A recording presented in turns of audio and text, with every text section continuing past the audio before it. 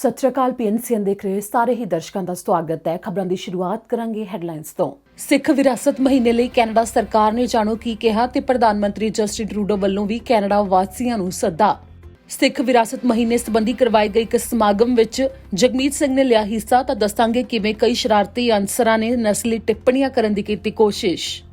Canada ਦੀ ਵਿੱਤ ਮੰਤਰੀ Christy Freeland ਨੇ ਕਿਹਾ ਕਿ ਕੈਨੇਡਾ ਸਰਕਾਰ ਵੱਲੋਂ ਕੋਵਿਡ-19 ਦੀ ਤੀਜੀ ਵੇਵ ਦੌਰਾਨ ਵੀ ਕੈਨੇਡਾ ਵਾਸੀਆਂ ਤੇ ਵਪਾਰੀਆਂ ਦੇ ਲਈ ਵਿੱਤੀ ਮਦਦ ਜਾਰੀ। ਦੱਸਾਂਗੇ ਕਿਹੜੀ ਮਦਦ ਦਾ ਕੀਤਾ ਜ਼ਿਕਰ। ਓਨਟਾਰੀਓ ਦੇ ਹਸਪਤਾਲਾਂ ਵਿੱਚ ਕੋਵਿਡ-19 ਮਰੀਜ਼ਾਂ ਦੀ ਗਿਣਤੀ ਵਧਣ ਤੇ ਇਮੀਗ੍ਰੇਸ਼ਨ ਮੰਤਰੀ ਮਾਰਕੋ ਮੈਂਡੀਚਿਨੋ ਨੇ ਵੀ ਦਿੱਤੀ ਚੇਤਾਵਨੀ। ਦੱਸਾਂਗੇ ਮਾਰਕੋ ਮੈਂਡੀਚਿਨੋ ਨੇ ਕੈਨੇਡਾ ਵਾਸੀਆਂ ਨੂੰ ਕੀ ਦਿੱਤਾ ਸੰਦੇਸ਼। ਸਿਹਤ ਵਿਭਾਗ ਨੇ ਕਈ ਮਾਸਕਾਂ ਦੇ ਵਿੱਚ ਗ੍ਰਾਫੀਨ ਦੀ ਮੌਜੂਦਗੀ ਦੇ ਬਾਰੇ ਦਿੱਤੀ ਚੇਤਾਵਨੀ, ਜਿਸ ਨੂੰ ਸਿਹਤ ਲਈ ਹਾਨੀਕਾਰਕ ਦੱਸਦੇ ਹੋਏ ਅਜਿਹੇ ਮਾਸਕ ਵਾਪਸ ਮੰਗਵਾਉਣ ਲਈ ਕਿਹਾ।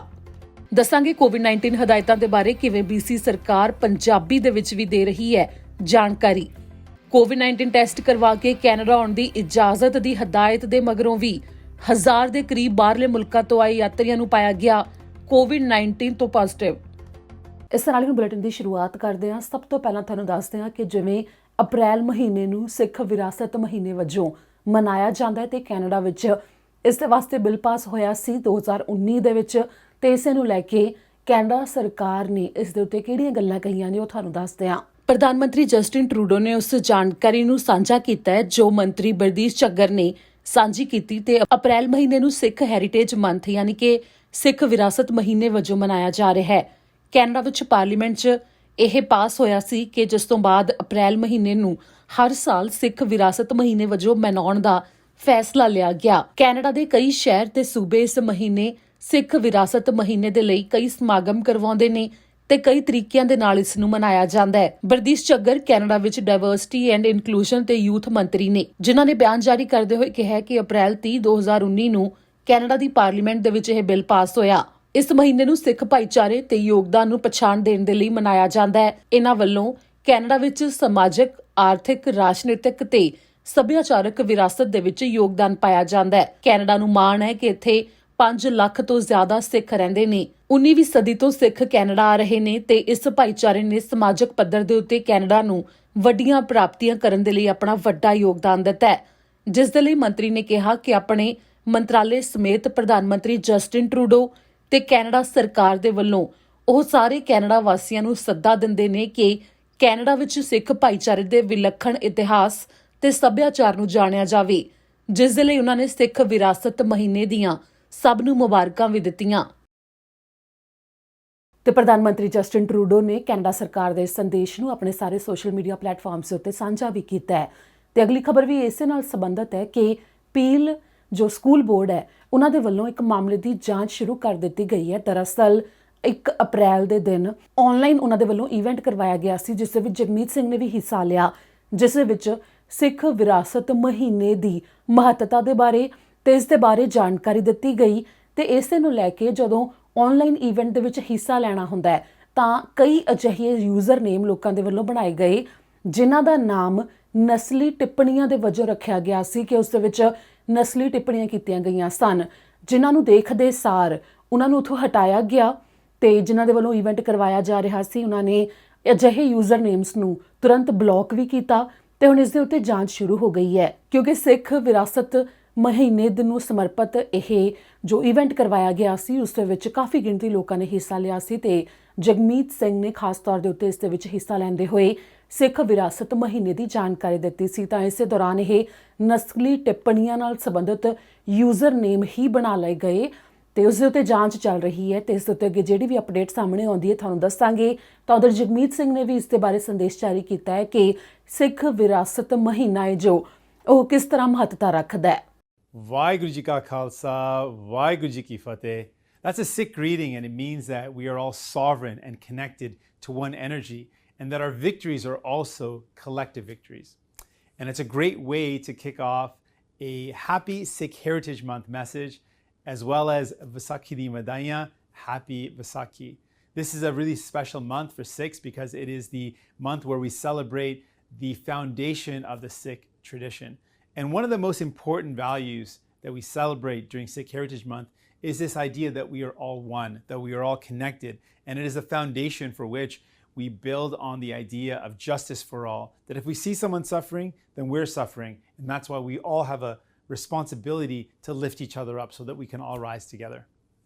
Happy Sikh Heritage Month. Happy Vaisakhi. Vaisakhi diyan lakh lakh ਵਧਾਈਆਂ ਹੋਣ। ਤਾਂ ਉਧਰ ਕੈਨੇਡਾ ਭਰ ਵਿੱਚ ਕੋਵਿਡ-19 ਦੇ ਜੋ ਤੀਜੀ ਵੇਵ ਦੇ ਦੌਰਾਨ ਮਾਮਲੇ ਕਾਫੀ ਜ਼ਿਆਦਾ ਗਿਣਤੀ ਦੇ ਵਿੱਚ ਵਧਦੇ ਜਾ ਰਹੇ ਨੇ, ਤਾਂ ਵਿੱਤ ਮੰਤਰੀ ਕ੍ਰਿਸਟੀਆ ਫਰੀਲੈਂਡ ਨੇ ਇਸ ਦੇ ਉੱਤੇ ਆਪਣੇ ਵੱਲੋਂ ਸੰਦੇਸ਼ ਜਾਰੀ ਕੀਤਾ ਹੈ, ਜਿਨ੍ਹਾਂ ਨੇ ਇਸ ਮੌਕੇ ਕਿਹਾ ਕਿ ਬੇਸ਼ੱਕ ਸੂਬਿਆਂ ਦੇ ਵਿੱਚ ਇਸ ਸਮੇਂ ਤੀਜੀ ਵੇਵ ਦੇ ਦੌਰਾਨ ਵੱਖੋ ਵੱਖਰੀਆਂ ਨਵੀਆਂ ਹਦਾਇਤਾਂ ਲਾਈਆਂ ਜਾ ਰਹੀਆਂ ਨੇ, ਪਰ ਕੈਨੇਡਾ ਸਰਕਾਰ ਦੇ ਵੱਲੋਂ ਜੋ ਵਿੱਤੀ ਪੱਧਰ ਦੇ ਉੱਤੇ ਮਦਦ ਦਿੱਤੀ ਜਾ ਰਹੀ ਹੈ ਉਸੇ ਤਰ੍ਹਾਂ ਜਾਰੀ ਰਹੇਗੀ, ਜਿਸ ਦੇ ਵਿੱਚ ਕੈਨੇਡਾ ਸਰਕਾਰ ਦੇ ਕਈ ਪ੍ਰੋਗਰਾਮਸ ਦਾ ਜ਼ਿਕਰ ਉਹਨਾਂ ਨੇ ਕੀਤਾ ਹੈ। EI ਲਈ ਯੋਗਤਾ ਰੱਖਣ ਵਾਲਿਆਂ ਦੇ ਲਈ ਹਫ਼ਤਿਆਂ ਦੀ ਗਿਣਤੀ ਨੂੰ ਵਧਾਉਣ ਦੇ ਬਾਰੇ ਕੈਨੇਡਾ ਸਰਕਾਰ ਨੇ ਐਲਾਨ ਕੀਤਾ ਸੀ, ਜਿਸ ਦੇ ਬਾਰੇ ਵਿੱਤ ਮੰਤਰੀ ਕ੍ਰਿਸਟੀਆ ਫਰੀਲੈਂਡ ਨੇ ਜਾਣਕਾਰੀ ਮੁੜ ਸਾਂਝੀ ਕੀਤੀ ਹੈ, ਜਿਨ੍ਹਾਂ ਕਿਹਾ ਕਿ ਜਿਵੇਂ ਇਸ ਸਮੇਂ ਮਹਾਮਾਰੀ ਦੀ ਤੀਜੀ ਵੇਵ ਚੱਲ ਰਹੀ ਹੈ, ਤਾਂ ਇਸ ਮੌਕੇ ਸੂਬਿਆਂ ਨੇ ਬੰਦ ਤੇ ਪਾਬੰਦੀਆਂ ਸੰਬੰਧੀ ਨਵੇਂ ਫੈਸਲੇ ਲਏ। ਅਜਿਹੇ ਵਿੱਚ ਕੈਨੇਡਾ ਸਰਕਾਰ ਕੈਨੇਡਾ ਵਾਸੀਆਂ ਤੇ ਕੈਨੇਡਾ ਦੇ ਵਪਾਰਾਂ ਦੇ ਲਈ ਜੋ ਮਦਦ ਦੇ ਰਹੀ ਹੈ ਉਸ ਨੂੰ ਜਾਰੀ ਰੱਖਿਆ ਜਾ ਰਿਹਾ ਹੈ।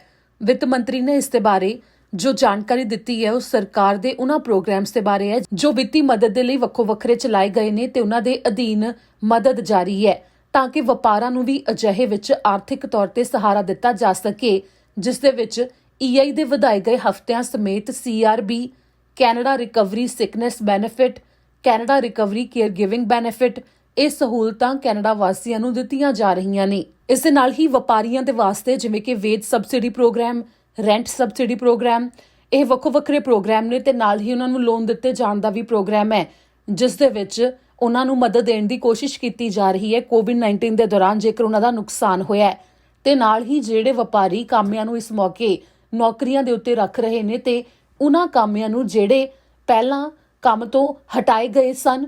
ਕਿ ਕੋਵਿਡ-19 ਦੇ ਕਰਕੇ ਉਹਨਾਂ ਦੀਆਂ ਨੌਕਰੀਆਂ ਵੀ ਗਈਆਂ, ਤਾਂ ਉਸ ਦੇ ਵਾਸਤੇ ਵੀ ਸਰਕਾਰ ਵੱਲੋਂ ਉਤਸ਼ਾਹਿਤ ਕੀਤਾ ਜਾ ਰਿਹਾ ਹੈ ਤੇ ਕਾਮਿਆਂ ਨੂੰ ਵੱਧ ਤੋਂ ਵੱਧ ਨੌਕਰੀਆਂ ਨੇ ਜਿਹੜੀਆਂ ਵਾਪਸ ਮਿਲ ਜਾਣ, ਉਸ ਦੇ ਲਈ ਕਦਮ ਚੁੱਕੇ ਜਾ ਰਹੇ ਨੇ। ਤਾਂ ਉਧਰ ਇਸੇ ਦੇ ਉੱਤੇ ਇਮੀਗ੍ਰੇਸ਼ਨ ਮੰਤਰੀ ਮਾਰਕੋ ਮੈਂਡੀਚਿਨੋ ਨੇ ਵੀ ਸੰਦੇਸ਼ ਜਾਰੀ ਕੀਤਾ, ਜਿਨ੍ਹਾਂ ਨੇ ਕੈਨੇਡਾ ਵਾਸੀਆਂ ਦੇ ਲਈ ਕਿਹਾ ਕਿ ਜੋ ਮੁੱਖ ਕਦਮ ਨੇ ਉਹਨਾਂ ਦੇ ਵੱਲੋਂ ਚੁੱਕੇ ਜਾਣ ਤਾਂ ਕਿ ਕੋਵਿਡ-19 ਤੋਂ ਬਚਿਆ ਜਾ ਸਕੇ। ਤੇ ਕੋਵਿਡ-19 ਦੇ ਮਾਮਲੇ ਓਨਟਾਰੀਓ ਦੇ ਵਿੱਚ ਕਾਫੀ ਗਿਣਤੀ ਸਾਹਮਣੇ ਆ ਰਹੇ ਨੇ ਤੇ ਓਨਟਾਰੀਓ ਸਰਕਾਰ ਨੇ ਇਸ ਦੇ ਬਾਰੇ ਜੋ ਐਲਾਨ ਕੀਤਾ ਸੀ ਕਿ ਸ਼ਨੀਵਾਰ ਤੋਂ ਉੱਥੇ ਜੋ ਹਦਾਇਤਾਂ ਲਾਗੂ ਹੋ ਰਹੀਆਂ ਨੇ ਉਸ ਦੇ ਬਾਰੇ ਅਸੀਂ ਤੁਹਾਨੂੰ ਪਹਿਲਾਂ ਵੀ ਜਾਣਕਾਰੀ ਦਿੱਤੀ ਹੈ। ਤੇ ICU ਦੇ ਵਿੱਚ ਮਰੀਜ਼ਾਂ ਦੀ ਗਿਣਤੀ ਕੋਵਿਡ-19 ਦੇ ਨਾਲ ਸੰਬੰਧਿਤ ਮਾਮਲੇ ਨੇ ਜਿਹੜੇ ਉਹ ਬਹੁਤ ਜ਼ਿਆਦਾ ਵੱਧ ਗਈ ਹੈ ਤੇ ਉਸੇ ਦਾ ਜ਼ਿਕਰ ਇਮੀਗ੍ਰੇਸ਼ਨ ਮੰਤਰੀ ਮਾਰਕੋ ਮੈਂਡੀਚਿਨੋ ਨੇ ਵੀ ਕੀਤਾ, ਜਿਨ੍ਹਾਂ ਨੇ ਇਸ ਮੌਕੇ ਕਿਹਾ ਕਿ ਜੋ ਇਹ ਗਿਣਤੀ ਵਧੀ ਹੈ ਉਸ ਤੋਂ ਬਾਅਦ ਕੋਵਿਡ-19 ਨੂੰ ਲੈ ਕੇ ਆਪਣੀ ਸੁਰੱਖਿਆ ਨਾਲ ਸੰਬੰਧਿਤ ਜਿਹੜੀਆਂ ਹਦਾਇਤਾਂ ਨੇ ਉਹਨਾਂ ਨੂੰ ਜ਼ਰੂਰ ਮੰਨਿਆ ਜਾਵੇ, ਜਿਸ ਦੇ ਵਿੱਚ ਉਹਨਾਂ ਨੇ ਕਿਹਾ ਕਿ ਕੋਵਿਡ-19 ਨਾਲ ਸੰਬੰਧਿਤ ਜਿਹੜੀ ਐਪਲੀਕੇਸ਼ਨ ਹੈ ਫੋਨ ਦੇ ਵਿੱਚ ਡਾਊਨਲੋਡ ਜ਼ਰੂਰ ਕੀਤੀ ਜਾਵੇ, ਮਾਸਕ ਪਾਏ ਜਾਣ ਤੇ ਜਿਹੜੇ ਜ਼ਰੂਰੀ ਨਹੀਂ ਹੈ ਤਾਂ ਬਾਹਰ ਨਾ ਜਾਇਆ ਜਾਵੇ। ਤੇ ਇਸੇ ਨੂੰ ਲੈ ਕੇ ਕੈਨੇਡਾ ਵਾਸੀਆਂ ਨੂੰ ਉਹਨਾਂ ਨੇ ਸੰਦੇਸ਼ ਜਾਰੀ ਕਰਦੇ ਹੋਏ ਕਿਹਾ ਕਿ ਜਿੰਨੀਆਂ ਵੀ ਹਦਾਇਤਾਂ ਲਾਈਆਂ ਗਈਆਂ ਨੇ ਉਹਨਾਂ ਨੂੰ ਮੰਨਿਆ ਜਾਵੇ ਤਾਂ ਕਿ ਇਸ ਦੌਰਾਨ ਕਿਸੇ ਦਾ ਵੀ ਨੁਕਸਾਨ ਨਾ ਹੋਵੇ। ਤਾਂ ਉਧਰ ਇੱਕ ਰਿਪੋਰਟ ਸਾਹਮਣੇ ਆਈ ਹੈ ਕਿ ਕੈਨੇਡਾ ਵਿੱਚ ਜਿਹੜੇ ਬਾਹਰਲੇ ਮੁਲਕਾਂ ਤੋਂ ਆਉਂਦੇ ਨੇ ਉਹਨਾਂ ਦੇ ਵਾਸਤੇ ਇਹ ਤਾਂ ਲਾਜ਼ਮੀ ਕਰ ਦਿੱਤਾ ਗਿਆ ਕਿ ਕੋਵਿਡ-19 ਦਾ ਟੈਸਟ ਕਰਵਾ ਕੇ ਹੀ ਉਹਨਾਂ ਨੇ ਦੇਸ਼ ਦੇ ਵਿੱਚ ਐਂਟਰੀ ਲੈਣੀ ਹੈ ਕਿ ਦੇਸ਼ ਦੇ ਵਿੱਚ ਉਹ ਤਾਂ ਹੀ ਆ ਸਕਦੇ ਨੇ ਜੇਕਰ ਉਹ 72 ਘੰਟੇ ਦੇ ਸਮੇਂ ਦੇ ਵਿੱਚ PCR ਜੋ ਟੈਸਟ ਹੈ ਕੋਵਿਡ-19 ਦਾ ਉਹ ਕਰਵਾ ਕੇ ਆਉਂਦੇ ਨੇ ਤੇ ਰਿਪੋਰਟ ਉਹਨਾਂ ਦੀ ਨੈਗੇਟਿਵ ਹੁੰਦੀ ਹੈ। ਪਰ ਅਜਿਹਾ ਕੀਤੇ ਜਾਣ ਤੋਂ ਬਾਅਦ ਵੀ ਪਿਛਲੇ 4 ਹਫ਼ਤੇ ਦੇ ਸਮੇਂ ਦੇ ਵਿੱਚ ਹੀ 1000 ਦੇ ਕਰੀਬ ਅਜਿਹੇ ਮਾਮਲੇ ਸਾਹਮਣੇ ਆ ਚੁੱਕੇ ਨੇ ਜਿਸ ਦੇ ਵਿੱਚ ਇੰਟਰਨੈਸ਼ਨਲ ਯਾਤਰੀਆਂ ਨੂੰ ਕੋਵਿਡ-19 ਤੋਂ ਪੋਜ਼ਿਟਿਵ ਪਾਇਆ ਗਿਆ ਹੈ। ਅਜਿਹੇ ਮਾਮਲੇ ਸਾਹਮਣੇ ਆਉਣ ਤੋਂ ਬਾਅਦ ਇਸ ਸਮੇਂ ਇਸ ਰਿਪੋਰਟ ਦੇ ਵਿੱਚ ਜੋ ਜਾਣਕਾਰੀ ਹੈ ਉਹ ਜਾਰੀ ਕੀਤੀ ਗਈ ਹੈ। ਫਰਵਰੀ ਮਹੀਨੇ ਤੋਂ ਕੈਨੇਡਾ ਸਰਕਾਰ ਨੇ ਸਖਤ ਹਦਾਇਤਾਂ ਟਰੈਵਲ ਨੂੰ ਲੈ ਕੇ ਲਗਾ ਦਿੱਤੀਆਂ ਸਨ ਕਿ ਜੋ ਪਹਿਲਾਂ ਤਾਂ ਟਰੈਵਲ ਨੂੰ ਲੈ ਕੇ ਰੋਕ ਲਾਈ ਗਈ ਸੀ ਉਹ ਸਾਲ 2020 ਵਿੱਚ 18 ਮਾਰਚ ਤੋਂ ਲਾਈ ਗਈ, ਪਰ ਉਸ ਤੋਂ ਬਾਅਦ ਜੋ ਕੁਝ ਛੋਟ ਵੀ ਦਿੱਤੀ ਗਈ ਕਿ ਪਰਿਵਾਰਕ ਮੈਂਬਰ ਨੇ ਜਿਹੜੇ ਉਹ ਆ ਸਕਦੇ ਨੇ, ਪਰ ਜੋ ਫਰਵਰੀ ਦੇ ਵਿੱਚ ਹਦਾਇਤ ਲਾਈ ਗਈ ਸੀ ਉਸ ਦੇ ਵਿੱਚ ਪਹਿਲਾਂ ਤਾਂ ਜਿਹੜੇ ਕਿ ਹਵਾਈ ਸਫ਼ਰ ਕਰਕੇ ਆਉਂਦੇ ਨੇ ਉਹਨਾਂ ਦੇ ਵਾਸਤੇ ਲਾਜ਼ਮੀ ਕੀਤਾ ਗਿਆ ਸੀ ਕਿ ਕੋਵਿਡ-19 ਦੇ ਟੈਸਟ ਕਰਵਾ ਕੇ ਉਸ ਦੀ ਨੈਗੇਟਿਵ ਰਿਪੋਰਟ ਉਹਨਾਂ ਦੇ ਕੋਲ ਹੋਣੀ ਚਾਹੀਦੀ ਹੈ ਤਾਂ ਹੀ ਉਹ ਜਹਾਜ਼ ਦੇ ਵਿੱਚ ਸਫ਼ਰ ਕਰਕੇ ਕੈਨੇਡਾ ਆ ਸਕਦੇ ਨੇ। ਤਾਂ ਕੁਝ ਦੇਰ ਬਾਅਦ ਉਹਨਾਂ ਨੇ ਲੈਂਡ ਬਾਰਡਰਸ ਦੇ ਲਈ ਵੀ ਇਹ ਲਾਜ਼ਮੀ ਕਰ ਦਿੱਤਾ ਸੀ ਕਿ ਲੈਂਡ ਬਾਰਡਰ ਦੇ ਜ਼ਰੀਏ ਵੀ ਜਿਹੜੇ ਬਾਹਰਲੇ ਮੁਲਕ ਤੋਂ ਆ ਰਹੇ ਨੇ ਉਹਨਾਂ ਦੇ ਲਈ ਕੋਵਿਡ-19 ਦੇ ਟੈਸਟ ਦੀ ਰਿਪੋਰਟ ਜੋ ਨੈਗੇਟਿਵ ਹੋਵੇ ਉਹਨਾਂ ਦੇ ਕੋਲ ਹੋਣੀ ਲਾਜ਼ਮੀ ਹੈ। ਤੇ ਜਿਸ ਤੋਂ ਬਾਅਦ ਵੀ ਜਿਹੜਾ ਹੁਣ ਇਹ ਵੀ ਕੀਤਾ ਗਿਆ ਕਿ ਕੈਨੇਡਾ ਦੇ ਅੰਦਰ ਜਦੋਂ ਪਹੁੰਚ ਜਾਂਦੇ ਨੇ ਉਦੋਂ ਵੀ ਕੋਵਿਡ-19 ਦਾ ਟੈਸਟ ਕੀਤਾ ਜਾਂਦਾ ਹੈ। ਤੇ ਫਿਰ ਜਦੋਂ ਉਹਨਾਂ ਦਾ ਕੁਆਰੰਟਾਈਨ ਖਤਮ ਹੋਣ ਲੱਗਦਾ ਹੈ ਤਾਂ ਉਸ ਮੌਕੇ ਵੀ ਟੈਸਟ ਹੈ ਜਿਹੜਾ ਕੀਤਾ ਜਾਂਦਾ ਹੈ। ਤੇ ਪਰ ਇਸ ਦੌਰਾਨ ਵੀ ਜੋ 1000 ਦੇ ਕਰੀਬ ਮਾਮਲੇ ਸਾਹਮਣੇ ਆਏ ਨੇ, ਜਿਸ ਦੇ ਵਿੱਚ ਇੰਟਰਨੈਸ਼ਨਲ ਯਾਤਰੀਆਂ ਨੂੰ ਕੋਵਿਡ-19 ਦੇ ਮਰੀਜ਼ ਪਾਇਆ ਗਿਆ। ਤੇ ਜਿਸ ਤੋਂ ਬਾਅਦ ਜਿਹੜੀਆਂ 에ਅਰਲਾਈਨਸ ਦੇ ਵਿੱਚ ਉਹ ਆਏ ਸਨ ਉਸ ਦੇ ਬਾਰੇ ਵੀ ਜਾਣਕਾਰੀ ਦਿੱਤੀ ਗਈ, ਫਲਾਈਟਾਂ ਦੇ ਬਾਰੇ ਵੀ ਜਾਣਕਾਰੀ ਦਿੱਤੀ ਗਈ ਤੇ ਜਿਹੜਾ ਯਾਤਰੀਆਂ ਨੂੰ ਵੀ ਅੱਗੇ ਜਿਹੜਾ ਉਹਨਾਂ ਦੇ ਨਾਲ ਸਫ਼ਰ ਕਰਕੇ ਆਏ ਉਹਨਾਂ ਨੂੰ ਵੀ ਜਾਣਕਾਰੀ ਇਸ ਦੇ ਬਾਰੇ ਦਿੱਤੀ ਗਈ ਕਿ ਹੋ ਸਕਦਾ ਉਹਨਾਂ ਵਿੱਚ ਕੋਵਿਡ-19 ਦੇ ਲੱਛਣ ਦਿਖਾਈ ਦੇਣ, ਕਿਉਂਕਿ ਜਿਹੜੀ ਫਲਾਈਟ ਦੇ ਵਿੱਚ ਉਹ ਆਏ ਸੀ ਉਸ ਦੇ ਵਿੱਚ ਕੋਵਿਡ-19 ਦਾ ਮਰੀਜ਼ ਪਾਇਆ ਗਿਆ ਹੈ। ਪਰ ਇੱਥੇ ਕਾਫੀ ਹੈਰਾਨੀਜਨਕ ਹੈ ਕਿ ਜੇਕਰ ਉਹ ਟੈਸਟ ਕਰਵਾ ਕੇ ਆਉਂਦੇ ਨੇ ਤੇ ਉਸ ਤੋਂ ਬਾਅਦ ਵੀ ਜਿਹੜਾ ਕੈਨੇਡਾ ਆਉਣ ਤੇ ਉਹਨਾਂ ਦਾ ਟੈਸਟ ਹੋਇਆ ਤਾਂ ਉਸ ਦੇ ਵਿੱਚ ਉਹਨਾਂ ਨੂੰ ਕੋਵਿਡ-19 ਤੋਂ ਪੋਜ਼ਿਟਿਵ ਪਾਇਆ ਗਿਆ ਹੈ। ਇੱਥੇ ਇਹ ਵੀ ਹੈ ਕਿ ਕਾਫੀ ਗਿਣਤੀ ਦੇ ਵਿੱਚ ਕੈਨੇਡਾ ਬਾਰਡਰ ਸਰਵਿਸਿਜ਼ ਅਧਿਕਾਰੀ ਨੇ ਜੋ ਉਹਨਾਂ ਨੇ ਅਜਿਹੇ ਮਾਮਲਿਆਂ ਦੀ ਜਾਣਕਾਰੀ ਵੀ ਸਾਂਝੀ ਕੀਤੀ ਸੀ, ਜਿਸ ਦੇ ਬਾਰੇ ਸਾਨੂੰ ਦੱਸਿਆ ਸੀ ਕਿ ਕਈ ਜੋ ਇੰਟਰਨੈਸ਼ਨਲ ਯਾਤਰੀ ਨੇ ਕੋਵਿਡ-19 ਦੇ ਜਾਲੀ ਟੈਸਟ ਕਰਵਾ ਕੇ ਵੀ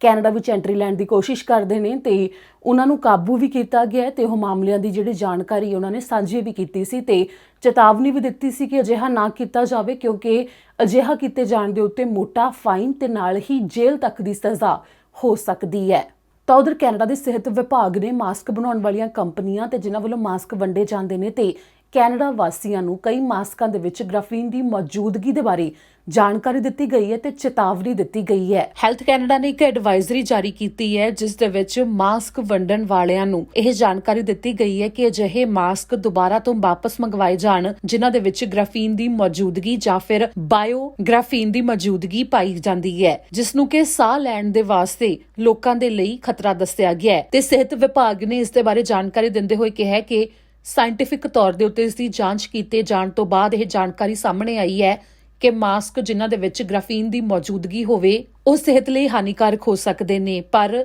ਅਜਿਹੇ ਮਾਸਕ ਕਈ ਥਾਵਾਂ ਦੇ ਉੱਤੇ ਵੇਚੇ ਗਏ ਨੇ। ਇੱਥੋਂ ਤੱਕ ਕਿ ਸਕੂਲਾਂ ਦੇ ਵਿੱਚ ਵੀ, ਡੇ ਕੇਅਰਸ ਦੇ ਵਿੱਚ ਵੀ ਹੈਲਥ ਕੈਨੇਡਾ ਦਾ ਇਹ ਵੀ ਮੰਨਣਾ ਹੈ ਕਿ ਕਈ ਥਾਵਾਂ ਦੇ ਉੱਤੇ ਹੈਲਥ ਕੇਅਰ ਸਰਵਿਸਿਜ਼ ਜਿੱਥੇ ਦਿੱਤੀਆਂ ਜਾਂਦੀਆਂ ਨੇ ਉੱਥੇ ਵੀ ਇਹ ਮਾਸਕ ਵੰਡੇ ਗਏ ਨੇ, ਜਿਸ ਨੂੰ ਲੈ ਕੇ ਚੇਤਾਵਨੀ ਦਿੱਤੀ ਗਈ ਹੈ ਤੇ ਇਸ ਨੂੰ ਵਾਪਸ ਮੰਗਵਾਉਣ ਦੀ ਗੱਲ ਕਹੀ ਗਈ ਹੈ। ਇਸ ਦੇ ਬਾਰੇ ਦੱਸਿਆ ਗਿਆ ਹੈ ਕਿ ਇਸ ਦੀ ਵਰਤੋਂ ਨਾਲ ਸਾਹ ਲੈਣ ਦੇ ਸੰਬੰਧੀ ਦਿੱਕਤਾਂ ਤੇ ਇਸ ਦੇ ਨਾਲ ਸੰਬੰਧਿਤ ਬਿਮਾਰੀਆਂ ਦੇ ਲੱਗਣ ਦਾ ਖਤਰਾ ਬਣਿਆ ਰਹਿੰਦਾ ਹੈ ਤੇ ਨਾਲ ਹੀ ਗ੍ਰਾਫੀਨ ਦੇ ਰਾਹੀਂ ਜੇਕਰ ਸਾਹ ਲਗਾਤਾਰ ਲਿਆ ਜਾਵੇ ਤਾਂ ਫੇਫੜਿਆਂ ਨੂੰ ਨੁਕਸਾਨ ਪਹੁੰਚਣ ਦਾ ਵੀ ਖਤਰਾ ਇਸ ਦੇ ਨਾਲ ਬਣਦਾ ਹੈ।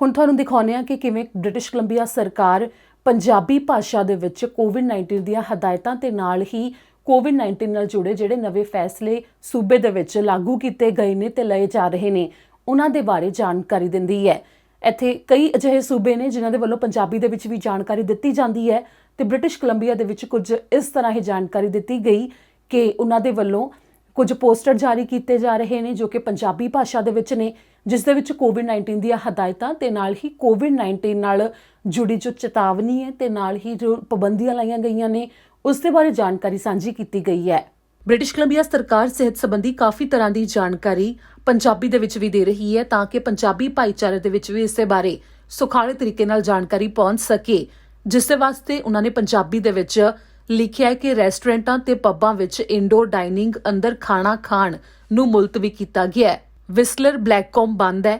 ਕੇਵਲ ਜ਼ਰੂਰੀ ਯਾਤਰਾ ਕਰੋ। ਸਾਰੀਆਂ ਸਮੂਹਕ ਬਾਲਗ ਫਿਟਨੈਸ ਕਲਾਸਾਂ ਨੂੰ ਮੁਲਤਵੀ ਕਰ ਦਿੱਤਾ ਗਿਆ ਹੈ। ਜਿਮ ਤੇ ਫਿਟਨੈਸ ਸੈਂਟਰਸ ਦੇ ਵਿੱਚ ਕੇਵਲ ਵਿਅਕਤੀਗਤ ਜਾਂ ਫਿਰ ਸਿਰਫ ਇੱਕ ਹੋਰ ਵਿਅਕਤੀ ਨਾਲ ਕੀਤੀਆਂ ਜਾਣ ਵਾਲੀਆਂ ਗਤੀਵਿਧੀਆਂ ਕੀਤੀਆਂ ਜਾ ਸਕਦੀਆਂ ਨੇ। ਇੰਡੋਰ ਧਾਰਮਿਕ ਸੇਵਾਵਾਂ ਦੇ ਲਈ PHO ਦੇ ਵਿਸ਼ੇਸ਼ ਆਦੇਸ਼ ਨੂੰ ਰੋਕਿਆ ਗਿਆ ਹੈ। ਜਦੋਂ ਸੰਭਵ ਹੋਵੇ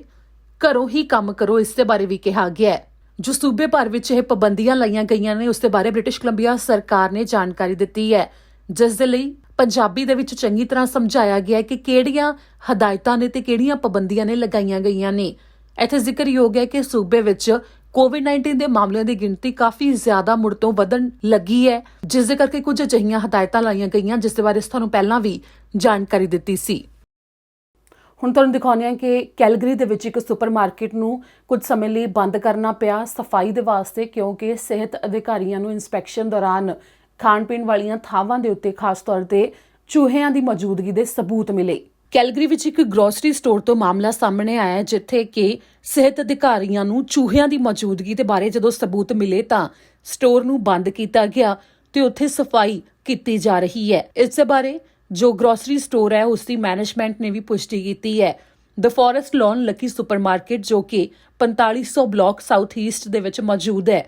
ਉਸ ਦੇ ਲਈ ਜੋ ਹੈਲਥ ਇਨਸਪੈਕਸ਼ਨ ਕੀਤੀ ਗਈ ਸੀ ਉਸ ਦੇ ਵਿੱਚ ਉਹਨਾਂ ਨੂੰ ਸਬੂਤ ਮਿਲੇ ਕਿ ਚੂਹਿਆਂ ਦੀ ਮੌਜੂਦਗੀ ਉੱਥੇ ਜੋ ਡੇਅਰੀ ਦੇ ਕੂਲਰ ਨੇ ਉੱਥੇ ਵੀ ਸੀ, ਜੋ ਸ਼ੈਲਫਸ ਦੇ ਉੱਤੇ ਗਰੋਸਰੀ ਰੱਖੀ ਜਾਂਦੀ ਹੈ ਉਹਨਾਂ ਦੇ ਉੱਤੇ ਵੀ ਸੀ, ਜੋ ਸਬਜ਼ੀਆਂ ਰੱਖੀਆਂ ਜਾਂਦੀਆਂ ਨੇ ਜਿਹੜੇ ਕੂਲਰਸ ਦੇ ਵਿੱਚ ਉਹਨਾਂ ਦੇ ਵਿੱਚ ਵੀ, ਮੀਟ ਵਾਕ-ਇਨ ਕੂਲਰ ਨੇ ਜਿਹੜੇ ਉੱਥੇ ਵੀ, ਤੇ ਨਾਲ ਹੀ ਮੀਟ ਡਿਪਾਰਟਮੈਂਟ, ਇਹਨਾਂ ਸਾਰੀਆਂ ਥਾਵਾਂ ਦੇ ਉੱਤੇ ਅਧਿਕਾਰੀਆਂ ਨੂੰ ਚੂਹਿਆਂ ਦੀ ਮੌਜੂਦਗੀ ਦੇ ਸਬੂਤ ਮਿਲੇ ਨੇ, ਜਿਸ ਦੇ ਬਾਰੇ ਐਲਬਰਟਾ ਹੈਲਥ ਸਰਵਿਸਿਜ਼ ਨੇ ਜਾਣਕਾਰੀ ਦਿੱਤੀ ਹੈ। ਸਿਰਫ ਇਹੀ ਨਹੀਂ, ਸਗੋਂ ਸ਼ੈਲਫਸ ਦੇ ਉੱਤੇ ਅਧਿਕਾਰੀਆਂ ਨੂੰ ਕਈ ਚਿਪਸ ਦੇ ਵੀ ਅਜਿਹੇ ਪੈਕੇਟ ਮਿਲੇ ਜਿਨ੍ਹਾਂ ਨੂੰ ਚੂਹੇ ਕੁਤਰ ਚੁੱਕੇ ਸਨ। ਸਟੋਰ ਦੇ ਅੱਗੇ ਕੁਝ ਦੇਰ ਵਾਸਤੇ ਲਿਖ ਕੇ ਵੀ ਲਗਾਇਆ ਗਿਆ ਸੀ ਤੇ ਗ੍ਰਾਹਕਾਂ ਨੂੰ ਬੁੱਧਵਾਰ ਦੇ ਦਿਨ ਵੀ ਸਟੋਰ ਬੰਦ ਹੋਣ ਦੀ ਜਾਣਕਾਰੀ ਦਿੱਤੀ ਗਈ ਤੇ ਵੀਰਵਾਰ ਦੀ ਸਵੇਰ ਨੂੰ ਵੀ ਸਟੋਰ ਬੰਦ ਸੀ, ਇਸ ਦੇ ਬਾਰੇ ਦੱਸਿਆ ਗਿਆ।